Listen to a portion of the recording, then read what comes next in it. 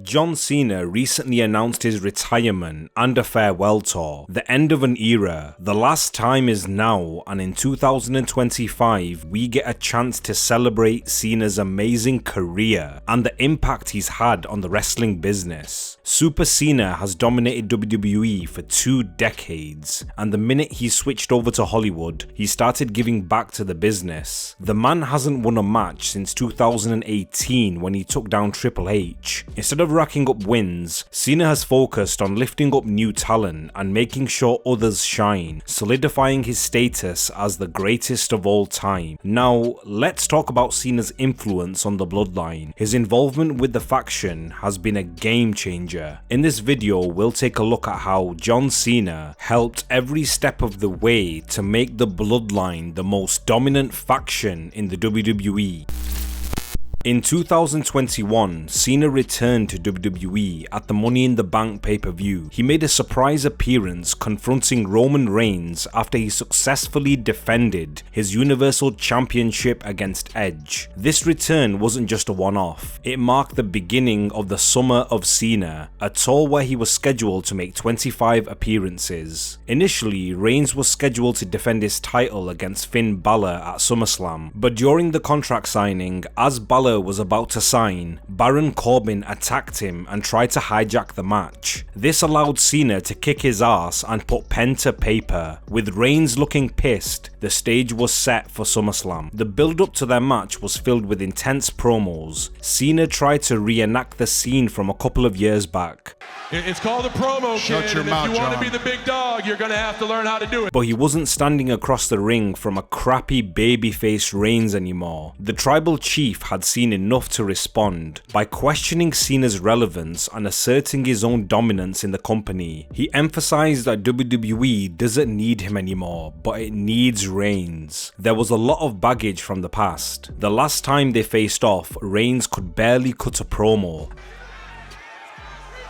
Go ahead, find it. Go ahead. And now he's standing toe-to-toe with Cena. I smash him so bad that WWE don't have a use for him anymore, you understand? This match was massive because it was a chance to highlight how far Roman had come. It was also the opportunity for Cena to pass the torch to the future face of the business. At SummerSlam, both men dropped a banger. The match began with Cena and Reigns testing each other, trying to gain the upper hand. Cena landed multiple AAs, but Reigns wouldn't quit, kicking out each time. It was a never-ending back and forth. Towards the end of the match, Cena landed the AA from the top rope. It looked like he was going to be 17-time world champion, but Reigns kicked out again. Roman landed another Superman punch, followed by a massive spear, pinning Cena and retaining his Universal Championship. It was a massive moment for Reigns, surviving multiple AAs and still coming out on top, adding legitimacy to his title reign. It allowed him to continue an unbelievable run that saw him become the longest reigning champion in the modern era, leaving behind a pile of bodies that belong to the past. Cena's involvement in this feud played a massive role in elevating Reigns, showcasing how far he'd come. He could finally label himself the face of the business. When 2022 came to an end, Cena made a surprise return. He announced his first televised match in over a year, making the New Year's Eve episode a must-see. The main event was Cena teaming up with Kevin Owens to take on Roman Reigns and Sami Zayn. Owens was becoming a massive problem for the Bloodline. Since Survivor Series War Games, he held a grudge. This created tension between Reigns and Sami Zayn, who was ordered to handle the Kevin Owens situation. Cena's involvement planted the seeds for the progression of this story, and Sami's betrayal of the Bloodline at the Royal Rumble. During the match, Reigns went for a Superman punch, but got caught by a super kick. With Reigns stunned, Owens climbed to the top rope, landing a frog splash and then going for the cover, but Reigns kicked out at 2. Owens went for a pop-up powerbomb, but Reigns countered with a Superman punch. As Reigns set up for the spear, Kevin dodged, sending him crashing into the ring post. Cena recovered and pulled himself up on the apron, and Owens made the hot tag, and Reigns tagged in Zayn. Zayn, Cena came in like a house on fire, going for the 5 moves of doom, starting with multiple shoulder tackles. Then Reigns made his way back into the ring. Cena planted him on his ass and tagged in Owens. They landed a double 5-knuckle shuffle and Cena hit Reigns with an AA, followed by Owens landing a stunner to Zayn, covering him for the win. This match had a massive impact on the Bloodline story. The loss made them vulnerable, putting Sami Zayn's position at risk. The tension between Zayn and Reigns continued, planting the seeds for the Royal Rumble and Sami's fallout with the Bloodline. This match was a massive moment that hinted at the cracks forming within the Bloodline. Cena's return wasn't just a one-off, it added depth to the ongoing story. This match marked the beginning of the end for Sami Zayn. Cena's involvement helped elevate the story, highlighting his lasting impact in WWE and his role in pushing the new generation of stars. By letting Owens make the cover, he continued to give back to the business. Despite being one of the greatest of all time, he's realized the show must go on without him, and it's something you rarely see. Moving on, Solo Sikoa has become the new tribal chief of the Bloodline, with Roman Reigns out of the picture. He came in as the enforcer. Solo had been dominant from the beginning. Despite his impressive track record, he needed a massive win to cement his status as a top-tier talent. This opportunity came when he faced John Cena, who came back for another run. This match wasn't just Sikoa proving himself, but about establishing his legacy within the Bloodline. The build-up to the match at Crown Jewel was filled with drama. Cena's return to WWE during the Hollywood strikes gave us a treat. His initial return saw him team up with LA Knight to take on Solo Sikoa and Jimmy Uso at Fastlane, where Cena and Knight took the win. This put Knight in the WWE title picture against Roman Reigns. Once again, Cena was taking a back seat and placing the spotlight on others. This set the stage for Cena's match with Sikoa. The weeks leading up to Crown Jewel were filled with promos. Cena was determined to end his losing streak and made it clear that he was ready to face anyone. Sikoa, on the other hand, wanted to prove a point and establish dominance to secure his position within the Bloodline. I just want to point out, this feud had one of Cena's most impressive promos of all time. He could barely speak but cooked Sikoa in just 90 seconds after eating a Samoan spike the previous week. You're nothing but a bargain basement Taz ripoff.